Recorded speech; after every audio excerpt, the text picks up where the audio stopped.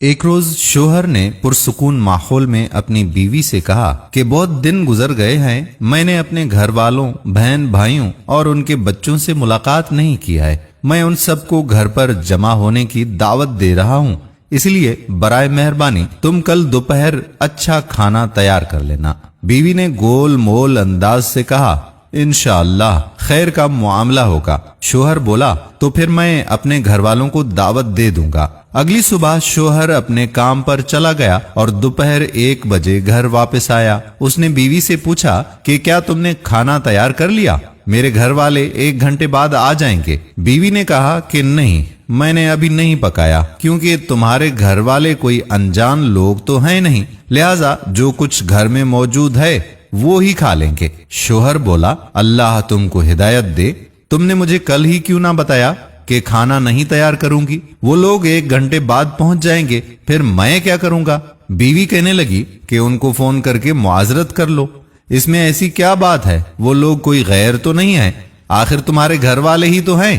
شوہر ناراض ہو کر غصے میں آ کر گھر سے نکل گیا۔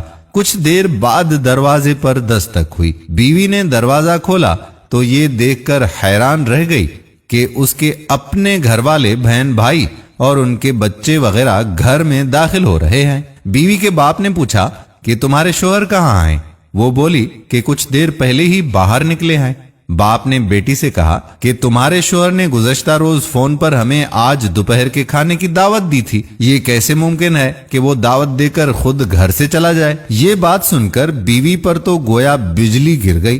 اس نے پریشانی کے عالم میں ہاتھ ملنا شروع کر دیے، کیونکہ گھر میں خود کھانا اس کے اپنے گھر والوں کے لیے کسی طور پر لائق نہ تھا، البتہ یقیناً اس کے شوہر کے گھر والوں کے لائق تھا۔ اس نے اپنے شوہر کو فون کیا اور پوچھا کہ تم نے مجھے بتایا کیوں نہیں کہ دوپہر کے کھانے پر میرے گھر والوں کو دعوت دی ہے؟ شوہر بولا، میرے گھر والے ہوں یا تمہارے گھر والے، فرق کیا پڑتا ہے؟